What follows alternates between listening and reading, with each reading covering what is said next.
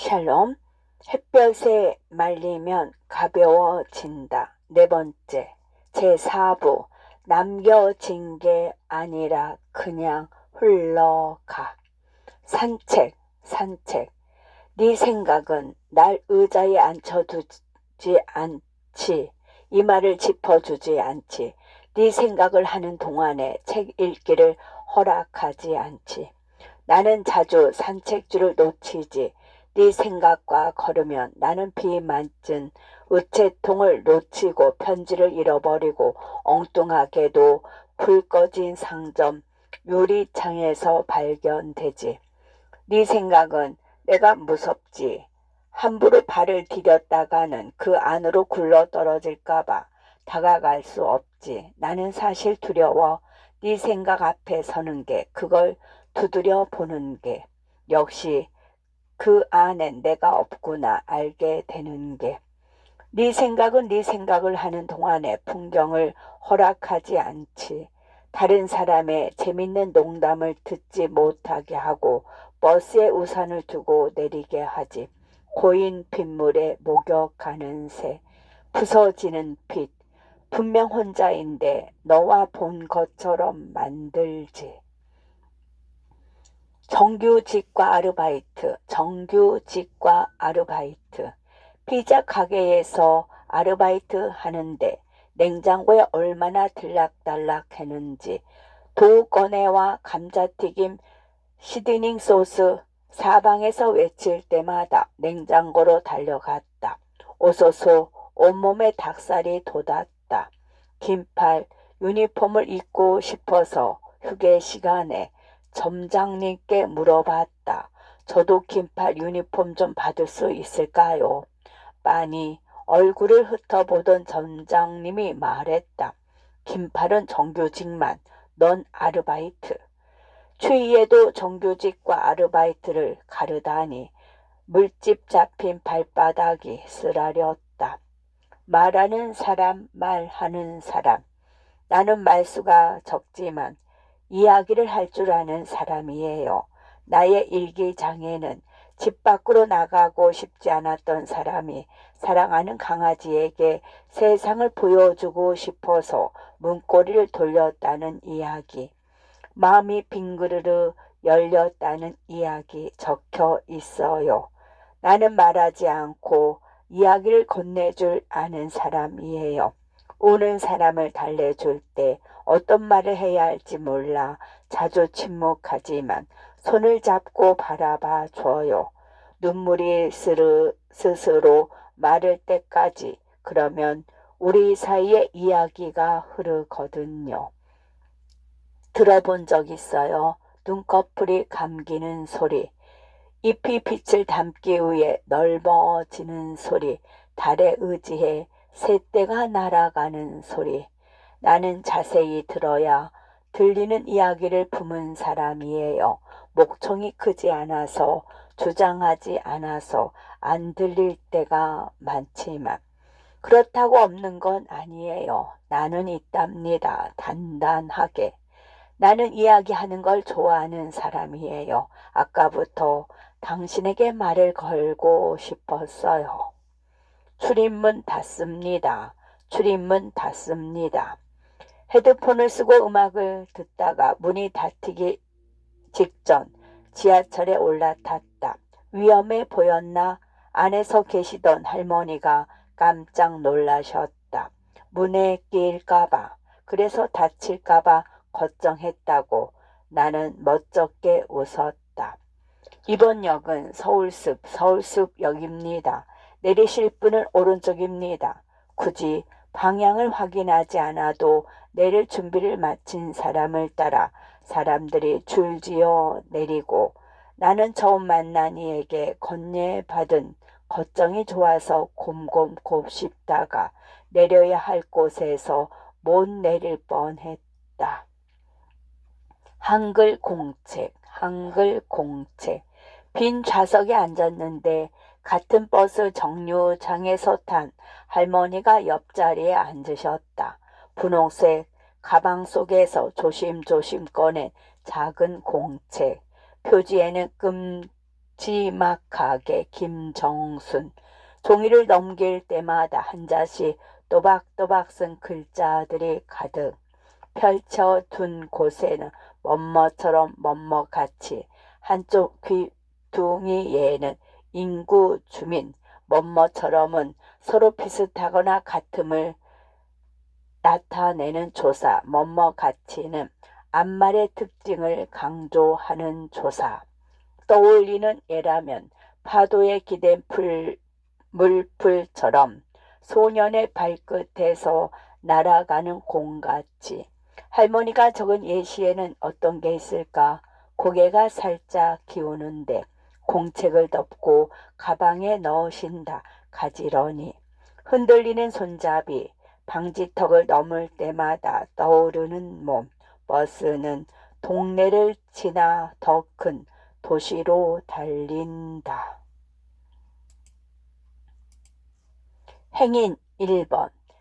행인 1번. 잠시만 기다려 주세요. 불편하게 해서 죄송합니다. 검은 모자를 둘러쓴 진행 요원이 사람들을 멈춰 세웠다. 드라마 촬영 중이라고 했다. 줄줄이 늘어선 조명과 반사판 두 배우가 전자기기 상점 앞에서 다정하게 서로를 바라보는 신. 사랑에 빠진 연인이 아무런 방해 없이 단둘만 남겨질 수 있게 거리에 나온 사람들이 걸음을 멈추었다. 그 장면은 완벽에 가까운 행복처럼 보였는데 드라마에서 행복은 불행의 전조여서 불안하다. 다음엔 어떤 일이 벌어질지 모르니까. 큰 사고가 나서 둘 중 한 명이 다치거나 원치 않게 사랑하는 이의 비밀을 알고 상처받을지도 모르니까. 그런데도 주인공은 다음 회에서 씩씩하게 일어서야 하니까. 컷. 누군가 외치자 통제선이 풀린다. 이제는 지나가도 된다는 말에 사람들이 다시 걷기 시작한다. 완벽에 가까운 사랑의 장면 때문에 누군가는 버스를 놓치고 누군가는 얼음이 녹아 밍밍해진 커피를 마시겠지. 주인공들은 현장에 남는다. 나는 행인이 되어 벗어난다.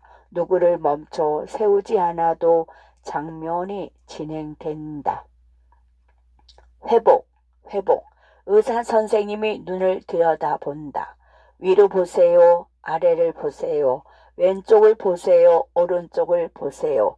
다시 정면을 보세요.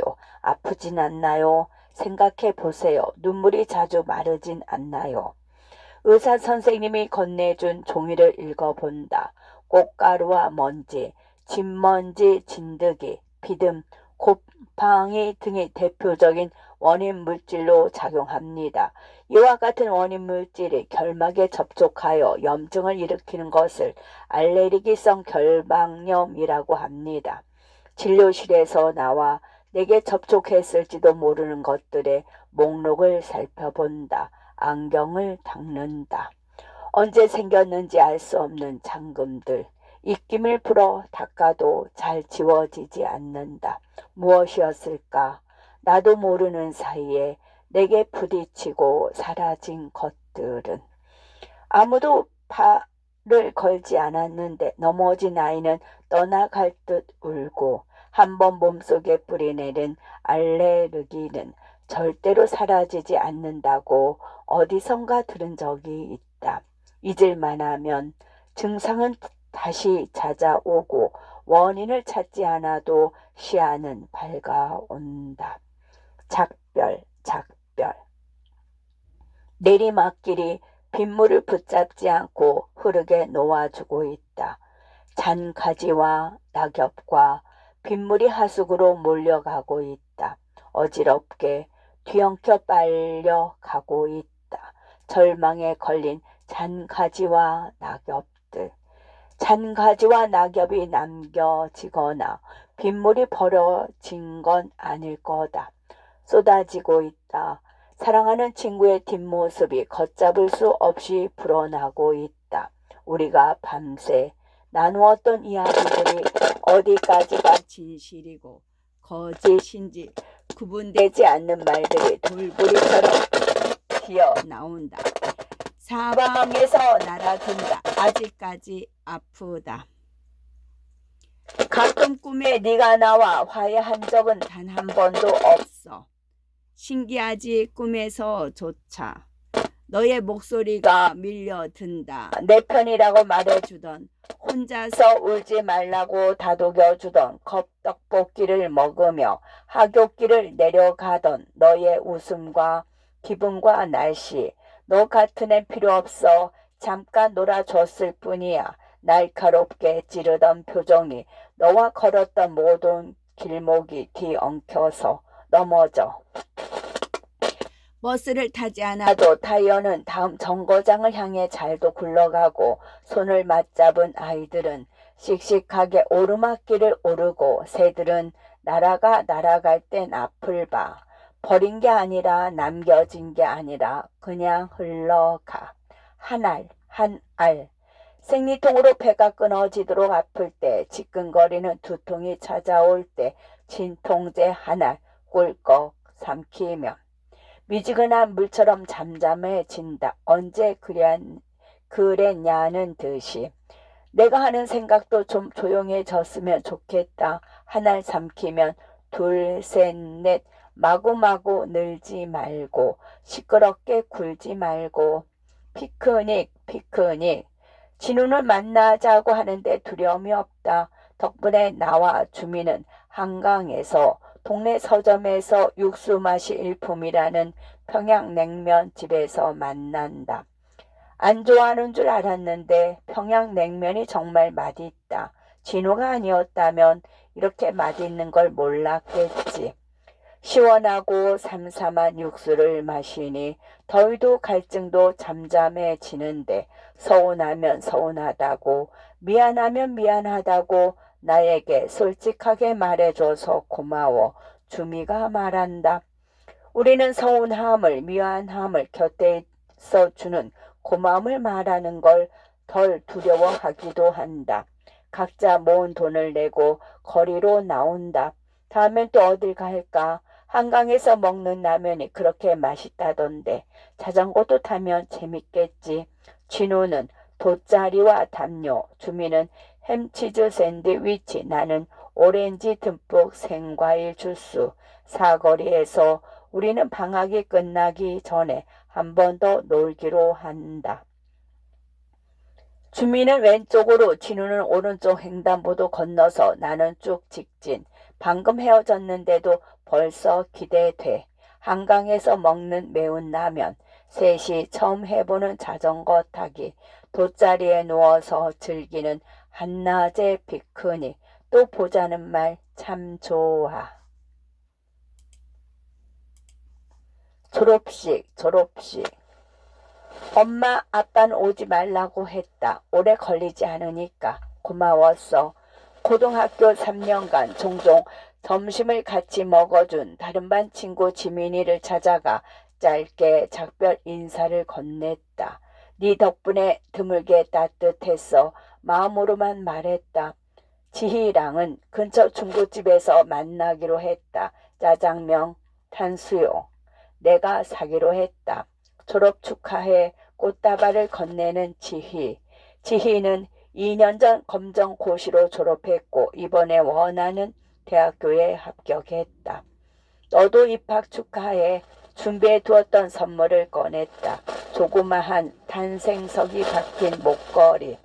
반짝반짝 붉은 빛을 띠는 우리 기념으로 사진 한 장 찍자. 짜장면, 탕수육을 앞에 두고 활짝 웃었다. 오늘 처음 찍은 사진이다. 가족사진. 엄마 옆에 아빠가 앉았다. 오빠와 나는 뒤에 섰다. 셔터를 누르기 직전, 4년 전 우리 곁을 떠나 밤하늘 별이 된 아롱이가 달려왔다. 혀를 빼문 밤이도 발치에 와 앉았다. 드디어 다 모였다. 터지는 플래시. 꿈의 사진관에서의 일이었다. 깨끗한 옆자리, 안미옥 신, 쓰는 마음. 정다연 시인과 청소년 시에 대한 이야기를 나눈 적이 있다. 문장 웹진에서 운영되는 유튜브 채널 문장입니다 영에 출연했을 때였는데 정다연 시인이 당시 진행자 중 한 사람이었다. 문학을 다양한 주제로 이야기하는 콘텐츠였고 나는 청소년 시라는 주제를 다루었을 때 초대받았다. 청소년 시는 무엇이고 어떤 역할을 할 수 있을까? 한 사람의 삶에 있어서 청소년기란 어떤 의미일까? 청소년기를 어떻게 보냈었나? 그런 이야기들을 잔뜩 나누고 돌아왔다. 청소년 시가 뭐예요? 왜 시를 구분 지어야 해요? 그게 꼭 필요해요? 라는 질문을 종종 받곤 했는데 그런 이야기를 나눌 수 있는 자리여서 반가웠다. 나는 아는 자로서 말하지는 못하였고 알고 싶은 자로서 말했다. 시가 무엇인지 도무지 모르겠지만 알고 싶어서 계속 쓰는 것처럼 청소년 시도 계속 쓰면서 정의를 내려보고 싶다고 정답이 있어서 쓰는 것이 아니라 알고 싶은 마음으로 쓰는 것이 더 중요하지 않을까. 그렇게 쓰고 읽으면서 청소년 시를 새롭게 만나고 싶다고 말했다. 이 시대를 살아가는 청소년을 생각하며 쓰는 시, 고정관념에서 벗어나 진짜 청소년을 만나보고 싶은 마음으로 쓰는 시, 각양각색의 삶을 살고 있는 청소년을 조명해 주고자 하는 시, 훈계하거나 가르치려 하지 않고 남의 곁에 있어 주는 시, 누구에게도 말할 수 없었고 아무도 모른다고 생각했던 나의 이야기라고 생각하며 읽을 수 있는 시, 그런 시면 좋겠다는 이야기를 나누었다. 정다연 시인에게 들은 말도 인상 깊게 남아있다. 청소년기에 읽으면 좋은 문학 작품은 많지만 청소년기를 겪고 있는 당시의 생활이나 감정, 마음에 대해 이야기해주는 작품을 찾는 건 어려웠다고 했다. 그런 작품이 있다면 정말 좋겠다는 생각을 하곤 했다고. 그래서 청소년 시집의 존재를 알고 참 반가웠다는 말을 전해주었다. 이야기를 들으면서 정다연 시인이 청소년 시를 쓰고 있는 중이고 중학생들과 글쓰기 수업을 하고 있다는 것도 알게 되었다.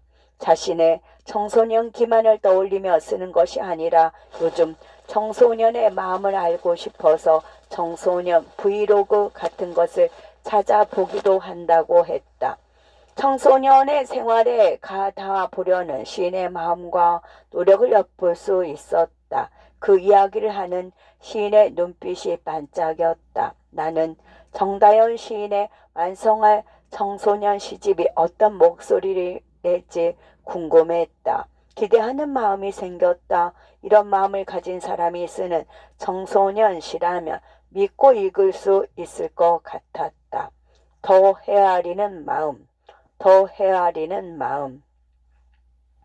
다른 사람을 가진다는 건 어떤 기분일까? 학원비가 더 필요하다고 거짓말을 하고 처음으로 돈을 다 냈을 때의 느낌일까? 그때 난 지나가는 길고양이와 눈만 마주쳐도 발가 벗겨진 기분이었는데 정말 나는 나쁜 사람이 된 것 같았는데 다른 사람이 생긴다는 건 어떤 기쁨일까?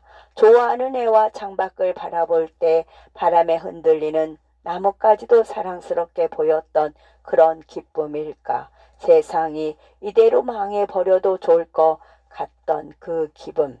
다른 사람이 생긴다는 건 어떤 슬픔일까? 거짓말로 돈을 타내고 또 타내도 더는 아무런 감정도 들지 않을 때 이젠 자책도 기쁨도 없구나. 텅 빈 주머니를 매만지며 불 켜진 집으로 돌아갈 때 덮쳐오는 슬픔 허탈감 같은 거. 오늘도 집에 안 들어와. 전화를 끊으며 엄마가 한숨을 쉰다. 아빠에게 다른 사람이 생긴 것 같다. 아마도 다른 사람 전문에서. 햇볕에 말리면 가벼워진다를 처음 읽었을 때 이 시를 읽고 좀 놀랐다. 마지막에 나오는 반전 때문이기도 했지만 시에 담긴 화자의 담담한 목소리가 커다란 울림으로 다가왔기 때문이다. 며칠이 지나도 이 시가 자꾸 생각이 났다. 왜 그랬을까? 얼마 전 고등학교 시절 친구들과 이야기를 나눈 적이 있다. 다시 10대 시절로 돌아갈 수 있다면 가겠냐고. 우리는 모두 고개를 절레절레 흔들었다. 만날 때마다 학창시절 이야기로 웃고 떠들지만 그 시절로 돌아가고 싶은 마음이 있는 친구는 아무도 없었다. 분명 기쁘고 재밌고 행복한 순간도 많았을 텐데 왜 그럴까? 아마도 내가 해결할 수 없는 일을 겪어야 하고 내가 감당할 수 없는 감정을 느끼게 되는 시기이기 때문이 아닐까. 커다란 벽처럼 느껴지는 상황 속에서 어떻게 해야 벽에 문을 만들 수 있는지, 손잡이를 돌려서 나갈 수 있는지 몰라 막막하기만 하던 시기라서 그런 건 아닐까. 감당할 수 없는 일을 감당해야 할 때, 도무지 이해되지 않는 상황으로 상처받고 고통받을 때, 이 상황을 내 힘으로 어쩌지 못할 때, 해결할 방법을 찾을 수 없을 것만 같을 때 어떤 선택을 할 수 있을까? 이런 상황을 만든 사람에게 분노하거나 자신의 슬픔을 내내 들여다보는 것을 선택하는 게 당연한 일인지 모른다. 그런데 다른 사람에서 화자는 다른 태도를 보여준다. 나는 다른 사람을 가진다는 것 어떤 기분일까? 다른 사람이 생긴다는 건 어떤 기쁨일까? 어떤 슬픔일까? 자신의 경험에 빗대어 상상해보고 헤아려 보려고 애쓴다.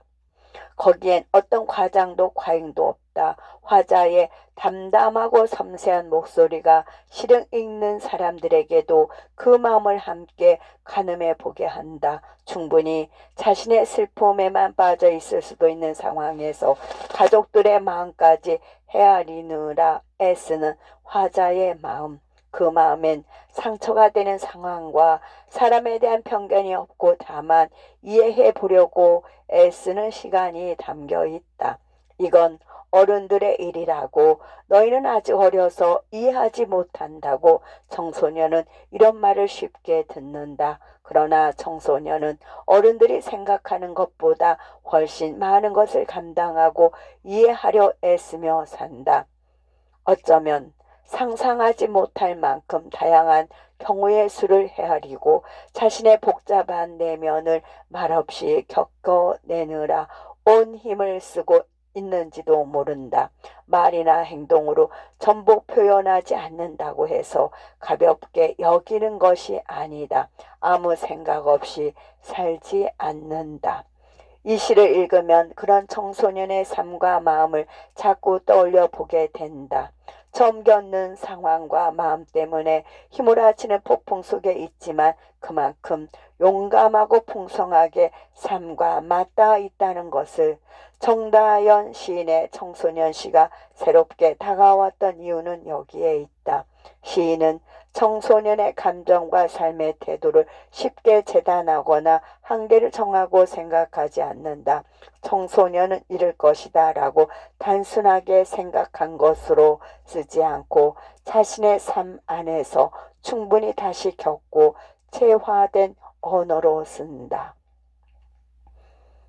들여다보는 마음, 들여다보는 마음. 나의 일기장에는 집 밖으로 나가고 싶지 않았던 사람이 사랑하는 강아지에게 세상을 보여주고 싶어서 문고리를 돌렸다는 이야기, 마음이 빙그르르 열렸다는 이야기 적혀 있었다. 나는 말하지 않고 이야기를 건네줄 아는 사람이에요. 중략. 들어본 적 있어요? 눈꺼풀이 감기는 소리, 잎이 빛을 담기 위해 넓어지는 소리, 달의 의지에 새떼가 날아가는 소리. 나는 자세히 들어야 들리는 이야기를 품은 사람이에요. 목청이 크지 않아서, 주장하지 않아서 안 들릴 때가 많지만 그렇다고 없는 건 아니에요. 나는 있답니다. 단단하게 말하는 사람 부분에서. 햇볕에 말리면 가벼워진다에는 말로써 자신을 드러내지 않지만 자세히 들어야 들리는 이야기를 품은 나의 마음이 담긴 시로 가득하다. 누군가 존재를 확인해 주지 않는다고 하더라도 단단하게 존재하고 있는 한 사람, 침묵으로도 위로할 줄 알고 잠잠하게 흐르는 시간을 사람과 사람 사이에 둘 줄 아는 사람을 떠올리게 한다. 나는 질문한다. 눈꺼풀이 감기는 소리, 잎이 빛을 담기 위해 넓어지는 소리, 달의 의지에 새떼가 날아가는 소리를 들어본 적 있느냐고. 귀를 기울이지 않으면 들을 수 없는 소리처럼 들여다보지 않으면 알 수 없는 이야기를 가득 품은 채로 나는 여기에 존재하고 있다고. 어떤 삶과 목소리는 분명하게 존재하고 있지만 마치 없는 것처럼 여겨지는 경우가 많다. 들리지 않고 보이지 않는 이유는 들으려 하지 않고 보려고 하지 않기 때문이다. 정다연 시인은 말하는 사람으로서 그런 존재들의 목소리를 들려주는 시를 쓴다. 시를 통해 우리가 잘 듣지 못했던 소리를 듣게 하고 알게 한다. 우렁차고 강한 목소리로 강요하는 것이 아니라 담담하게 단단하게 말을 건다. 그래서 보지 못했던 삶에 대해 들여다보고 싶게 만든다. 시가 자신이 어떤 마음으로 살고 있는지 잘 몰랐을 청소년에겐 내면을 들여다보게 하는 힘을 주고 청소년을 주의 깊게 보지 못했던 어른에겐 구체적인 관심을 기울일 수 있게 만든다. 거울 속에 내가 보였다. 이상하게도 그 순간 나와 가장 절규하고 싶은 건 나였다. 변기 부분에서 세상에서 가장 두려운 건 그 미운 사람의 얼굴 끝에 내 얼굴이 떠오르는 거, 끔찍하게 구분되지 않는 거, 나를 믿는 거, 내가 나를 깨뜨리지 않고 지키는 거, 담장에 부서진 벽돌처럼 사는 거, 세상에서 가장 어렵고 두려운 것들에서 햇볕에 말리면 가벼워진다 속엔 학교에서 고통스러운 시간을 보내는 나도 자주 등장한다. 반 친구들이 변기에 자신을 앉혀두고 하는 말, 이제부터 너랑 절교야, 변기라는 말을 가장 친한 친구들에게까지 듣기도 하고 쉬는 시간에 엎드려 자다가 종이 치면 하루가 다 지나 있었으면 좋겠다는 생각을 하며 힘든 상황에서 벗어나고 싶어 한다. 친구들이 모르는 사람이 됐으면 좋겠다. 모르는 사람은 마음을 다치게 할 수 없으니까, 눈물 나게 하지 않으니까, 잠만 자고 싶다라는 에서 내면의 목소리를 듣고 있자면 친구와의 관계에서 겪는 불행한 사건들, 스스로 어쩌지 못하는 고통스러운 상황에 놓인 화자가 어떤 마음으로 견디고 있는지 헤아려 보게 된다. 피하고 싶지만 남을 탓하거나 미워하게 되는 것이 두려운 일이라는 것을, 누군가를 미워할 때 그 미움이 향하는 곳은 다른 곳이라도 그 미움을 품고 있는 곳은 내 아니다. 고통의 화살을 내가 품고 있는 것과 같다. 그러니 고통받는 상황의 이유를 타인에게서 찾는 것이 아니라 내부에서 찾으려고 하게 된다. 나를 평가하고 판단하고 비난하는 외부의 목소리가 내 안으로 밀려드는 시간을 보내기도 한다. 그런 목소리는 유독 크게 들리니까. 그러다 보면 자꾸만 다른 사람의 시선으로 나를 보게 된다. 그럴 때 나 자신을 미워하는 일이 생긴다. 아무도 마음껏 탓할 수 없어 스스로를 미워하는 일. 어쩌면 그것이 가장 안전한 방식의 돌파구라고 여겨진다. 나에게서 도망치고 싶을 땐 어디로 가야 하는지 손잡이도 깨트릴 유리도 없는데, 이럴 땐 어떻게 나를 열고 탈출할 수 있는지. 비상대피에서 생각하고 또 생각해봐도 나는 나이고 여기에 있어서 내 삶으로부터 도망칠 수 없다는 것을 견뎌야 하는 마음. 남을 미워하는 나를 견디는 것보다 나를 미워하는 나를 견디는 일이 차라리 더 나을지도 모르겠다고 생각하는 시간.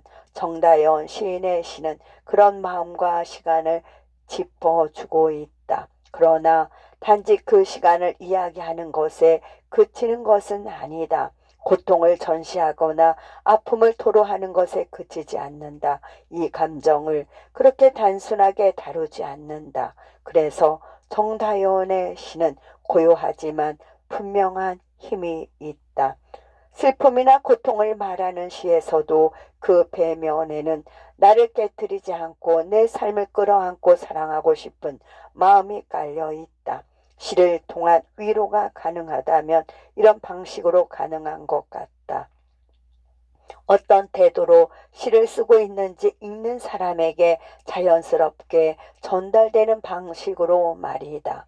온통 없어지고 싶은 생각뿐인데 왜 나는 조금도 희미해지지 않는 걸까? 라는 질문으로 가득한 때 엄마가 왜 그러냐고 물어도 자신의 마음을 엄마에게조차 다 털어놓지 못하는 나의 마음 안에는 사랑하는 사람을 다치게 하고 싶지 않은 마음이 가득하다. 답답해하는 엄마가 문을 꽝 닫고 돌아섰을 때에도 상처받기보다는 정말 내 말을 들어줄 수 있는지 닫힌 문에서 걱정한다. 엄마의 마음이 다칠까봐 침묵을 선택한다. 청소년기의 가족에 대한 마음은 복잡하게 작동한다. 사랑받고 이해받고 싶은 마음도 크지만 나로 인해 가족들이 아프고 힘들어질까봐 걱정하는 마음이 크다. 그것은 죄책감으로 작동하기도 한다. 그래서 더 힘든 상황에 대한 원인을 모두 나 자신에게서 찾거나 혼자 감당하게 된다. 정다연의 시는 나를 미워하는 마음, 부모에게 갖는 죄책감을 단순하게 그리지 않는다. 시의 언어를 통해 깊이 경험하게 만든다. 청소년의 마음이 얼마만큼 깊은지 새롭게 헤아려보게 한다. 꿈꾸는 마음. 어떻게 견뎌냈을까? 어떻게 견디고 있을까? 깊게 고인 슬픔의 무게를, 쉽게 아물지 않는 상처의 부피를 어떻게 자기만의 숨 쉴 방법을 찾고 있을까? 그 마음을 따라가며 읽다가 어른에 대한 새로운 정의를 만났다. 어른의 시간을 소망할 때 이런 마음일 수 있구나 생각하게 되는 문장을 읽었다. 어른이 되면